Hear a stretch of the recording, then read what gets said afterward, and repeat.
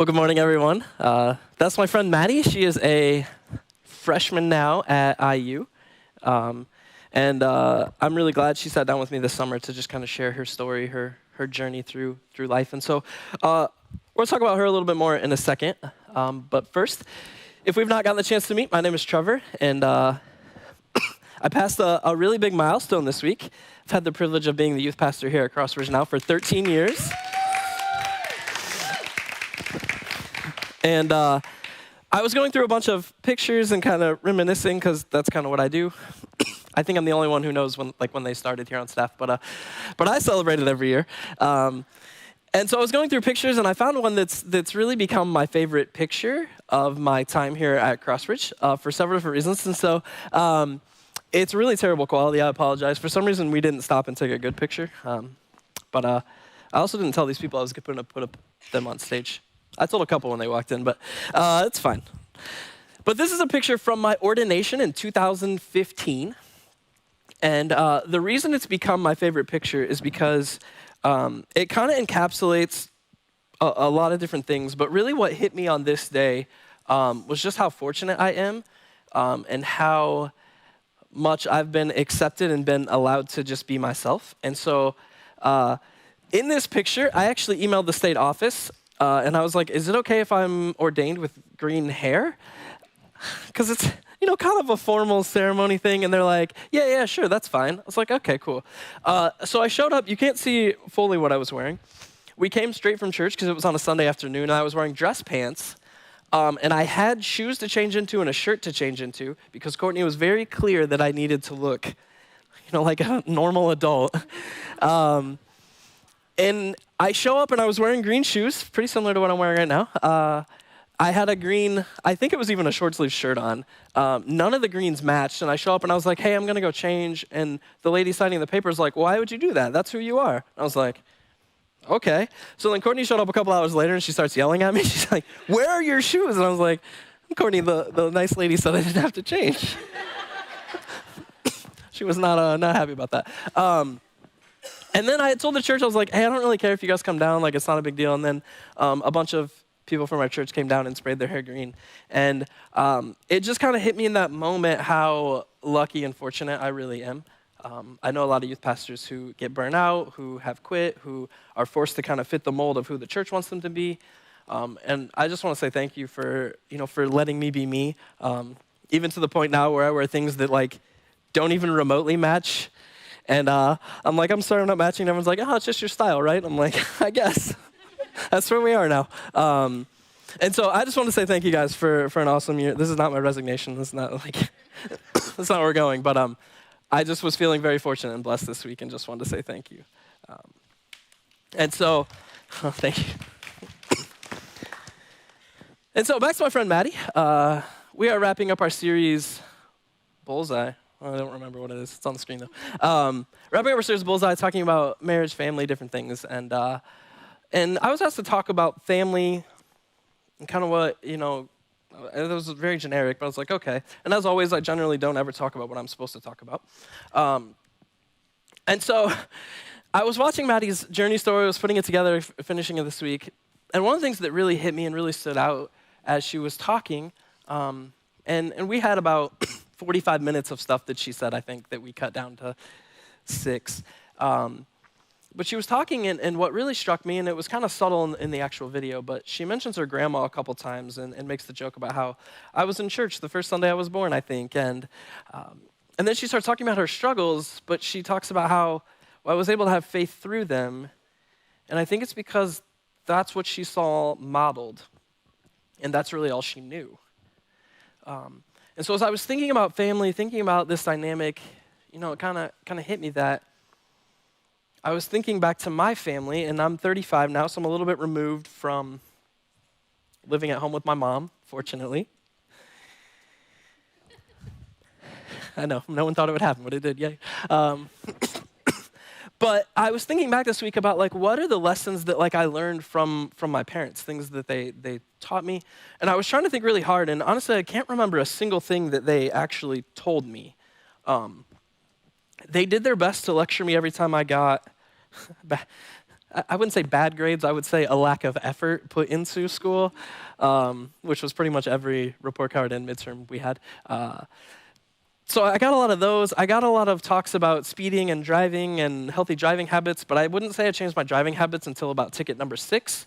And so I don't think my parents really helped me and taught me in that area either. And so I was thinking, and there's a couple stories I want to share, but what hit me is it wasn't about what they told me, it was about what they modeled, even when I wasn't necessarily paying attention or they weren't necessarily trying to.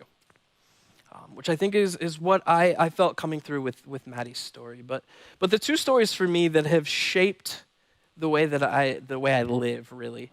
The first one happened, I think, in middle school. I'm a little fuzzy on the details of the picture, the whole story. But my dad was a high school math teacher, eventually became an assistant principal. I don't know what he was at the time of this story, but he had a student of his that had reached out to him somehow. And I don't know if they called him or what, but I still remember I don't even know why I was with him, but he took me with him, and we met this student at the Firestone in the mall parking lot, the tire store there. And this student was moving out of town. I have no idea what the story was. I just remember her being very, very thankful and appreciative and saying like, hey, I'll pay you back whenever I can. I'll send you the money. And this was before like digital transfers of money, so I don't think she was going to mail cash. Maybe she was. But I remember this all happening, and then she leaves, and my dad looks at me, or we're in the car driving home, and I was like kind of confused by the whole situation. But he just looked at me and he's like, we're never going to get the money paid back, but that's not what really matters. This is just the right thing to do. So I guess I lied. I remember one thing my dad told me in that moment.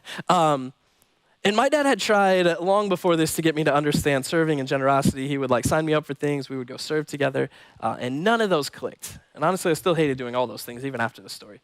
But that story, in that moment, radically shifted the way that I saw other people, the way that I saw money, the way that I saw just like what generosity actually looked like. And it shaped me, and I've tried to live out what I learned in that moment since then. The second story is actually kind of two parts that really shaped and modeled, or what they modeled shaped me. In high school, sorry, this is going to start with a video game story, so I apologize. In high school, my freshman year, 2001, I remember I was invited to a friend's house, and I go over, and my mind was blown. Because I go over to this person's house, and for the first time, I know if you're a PC player, like this is relevant to you, you're like, yeah, PC, whatever, I don't care. For the first time in console gaming history, there was a game that came out that allowed you to plug consoles together, and you could play in different rooms. And that game was Halo in 2001, and that game has changed my life forever. And I'm sorry. I don't know if it's for the better or the worse, but I remember I went to a friend's house and there were people playing in different rooms in the same game. And I was like, what is this? So I go home and I'm like, Mom, this is the craziest thing I've ever seen. Like, we have to do this right now. And I remember my parents went on eBay, having no idea what an Ethernet cable or a router was. And we buy 50-foot long Ethernet cables, and we had a basement at the time. And after my freshman year, starting about sophomore year, when we started to get our license, almost every Friday night the next 3 years of high school, we had 2 Xboxes in the basement, 2 Xboxes upstairs, somewhere between 15 and 25 people at my house playing every Friday night. And my parents would put snacks out. They would let people come over. It got really bad because it got to the point where, like, I think half the people who came over knew, like, our garage door code, and, like, they would come over even when we weren't there. There was one time there was a pile of like 30 controllers just in my basement because people just left everything at my house. But like then that translated to Sundays. A lot of these people came to church. They didn't necessarily, their families didn't come. But it translated to my mom opening up our home on Sunday after church. We always had Sunday dinner. It was a big deal. And so that became, my mom started inviting whoever wanted to come over. Which started with like 1 whole chicken and became 2 whole chickens every week, which became 3 whole chickens every week. We started off with our dining room table that you could fit like 8 chairs around, and then we set up a folding table next to it, and then that got too big, so we had to move the folding table out, and we put, I don't even know where we found it. We just had a board that we stuck between the 2 tables that we put a tablecloth on, and was like, You're eating at a board. And I think we had up to like 17 people at the peak that were pretty much all just teenagers. Some of them had graduated and kept coming. But in that moment, my mom and dad were just opening their home. They would feed us, do all the dishes. I mean, we were teenagers, like, weren't really helpful. But what was modeled and what I learned is like, that's just how you use your house and your resources, and you just invite people in. And I get asked a lot, like, why are you okay just letting teenagers ruin your house? And I'm like, it's all I know. It's what I saw growing up. we definitely broke some things. Never really got yelled at, but it's what I knew, and it's what I've tried to do with my life to invite people in. It's why Courtney and I, build our house the way that we did. It's why we do things. And it stemmed from what I saw modeled as a kid that stuck with me. Now, there were lots of lessons that they attempted to model, like how to fix a car. I haven't fixed a car since I left my house. How to mow a yard. I bought a robot lawnmower. I didn't learn all the lessons they wanted me to learn, but the ones I think they weren't even necessarily trying to teach are the ones that just like really stuck with me. And then it hit me this week, one of those like kind of dumb moments, right? Where I was thinking about this concept, like, it's not about what we say, it's about what we live out. And it hit me that every single thing Jesus said, he also was living out. And then I started wondering, like, would the things Jesus said have been as powerful if he wasn't living them out? Would we have written them down? Would people have been willing to risk their lives if Jesus had just said all these nice things? And I don't think we would. I don't think it would have the same impact. Oftentimes when Jesus is talking, he's actually not even telling them something. He's trying to explain what he just did because they were so confused by it. And so there's a few examples I want to run through here pretty quickly of things that Jesus said. So in Matthew 6:19 through 21, says this: "Don't store up treasures here on earth where moths eat them and rust destroys them, and where thieves break in and steal. Store your treasures in heaven where moths and rust cannot destroy and thieves do not break in and steal. Wherever your treasure is, there the desire of your heart will also be." So Jesus is kind of painting this picture that it's not about the worldly possessions, the things that we own. It's about where our heart is, where our treasure is, where our love is. And he says, store that in heaven, and the things on earth don't really matter. Best we can tell, Jesus didn't really own any worldly possessions. He kind of just lived and stayed wherever he did. Kind of just walked around, taught people. It seemed like he didn't really have money. You see that when the disciples are talking. You see that in the way the disciples react when the woman breaks the expensive bottle of perfume, because they're like, that's so much money. You get the impression they really were poor. They had nothing going on. And so when he says, don't store up treasures on this earth, Jesus lived that out. Jesus modeled having nothing. And so, he also says things like, sell your possessions, give to the poor, like obviously in different circumstances. But Jesus was living out the things he was saying. The next one, Matthew 20:25 to 28, Jesus says this. He called together and said, "You know that the rulers in this world lord over it, rulers in this world lord it over their people, and officials flaunt their authority over those under them. But among you it will be different. Whoever wants to be a leader among you must be your servant. Whoever wants to be first among you must become your slave. For even the Son of Man came not to be served, but to serve others and give his life as a ransom for many." This is such a radical statement that Jesus makes right here. If you think about the Roman culture, the way Caesars ruled, the way anyone ruled, honestly, you can look at today and the way people in power act. People who are in power typically use their power to kind of elevate themselves. They use their power to get what helped them. They use their power to pass things that made them better. Every leader we can probably think of, right, has had the nicest stuff, the biggest house, the most money. And Jesus, he comes along and he says, if you are a leader, if you want to lead people, you must serve them, which is a concept that has spawned books and leadership models to this day. And it's a concept that Jesus lived out. He washed the disciples' feet. He healed the people who were irrelevant. He walked alongside them. He stopped and talked to the woman at the well. He does all these things to serve people. And the people tried to make him a king. They tried to anoint him. They tried to celebrate him. And Jesus is like, no. Like, it's not about that. It's about me loving these people. This is the example where he puts a little kid in front of them and he's like, the little kid matters. Love these people. So the next example, this is less something Jesus says, more something he does. Luke 5:16 says, but Jesus often withdrew to the wilderness for prayer. And there's two things I think at play here. One is this idea of prayer that gets talked about. Jesus teaches how to pray. Not only does he teach it, but then he goes and does it. The second thing I think that is at play here is the fourth commandment, honor the Sabbath and keep it holy. This whole idea of rest. Jesus, every time he seems to get worn out, he withdraws, he refreshes. Even the guy who was always had crowds around him, always had people wanting him, always had people wanting his attention, he intentionally took time to stop, to refresh himself, and to go pray.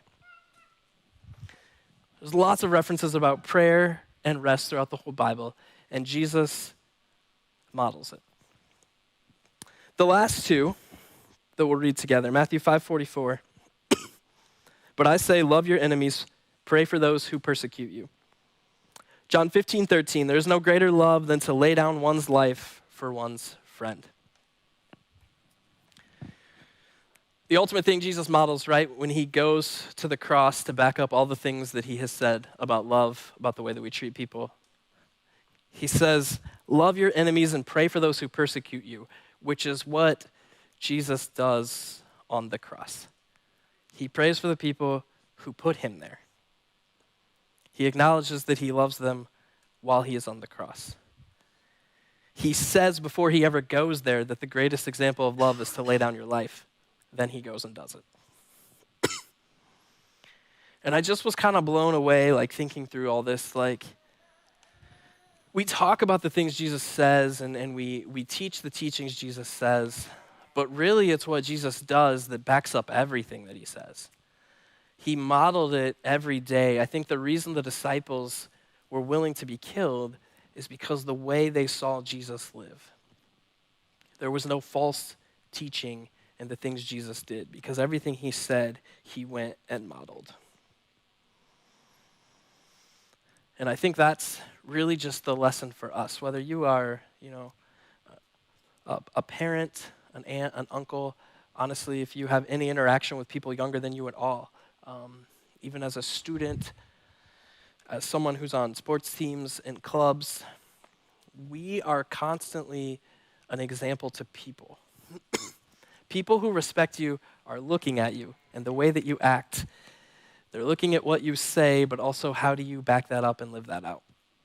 All of our actions communicate something. The decisions that we make, the lifestyle that we live, is communicating and reflecting something.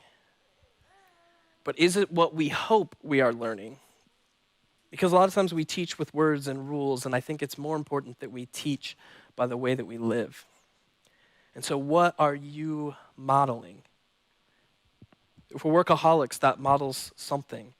If we live a constantly busy life, it models something. If we're obsessed with sports, money, house, even stressing about good grades, getting too heated in arguments, like all these things, the way that we react communicates and models something. Obviously, we are not going to get it right. We are not Jesus. We get it wrong a lot. There's kind of this other side where I've seen a lot of young people who use something that they've seen and then they use it to justify doing bad things that they want to do, which I think is just an extremely unhealthy reaction. But what we model matters and it's significant. And if the things that we want people to pick up are the things Jesus talked about, like loving people, helping the needy, generosity, rest, integrity, honesty, peace, joy, then those are the things that somehow our life should be reflecting. Can we find joy? Can we find rest?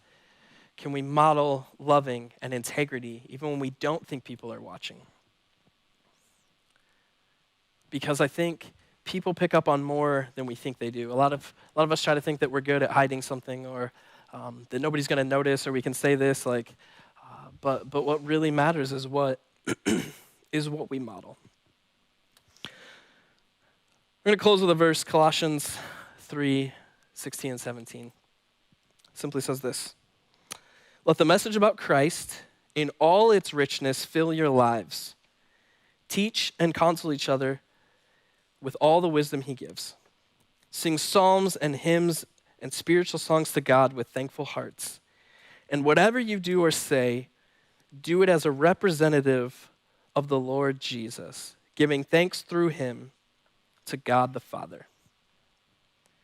If we want our families, our friends, people in our life to know God, to know the things that God provides, like Jesus said, to store our treasure in heaven and not on this earth, we must be people who model that.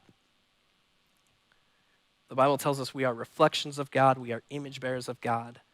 And I think that's a role that we should take seriously, to reflect and model who God is and the way that the Bible tells us to live and prioritize. And that's how we will change lives, change communities, change the world. And change your family, your friends. It comes by what we model. And so I just simply ask you, what are you modeling with the way that you live, prioritize, and value? Let me pray. God, I ask very simply for us, God, to have the strength and the power to model what you ask us to live out. God, that we can have the self-control and the restraint. Maybe it's breaking bad habits, God, doing, finally just doing the things that you ask, God. Maybe it's committing to spiritual disciplines. Whatever it is, God, I pray that we can become the image bearers that you say you are, that our lives can reflect you.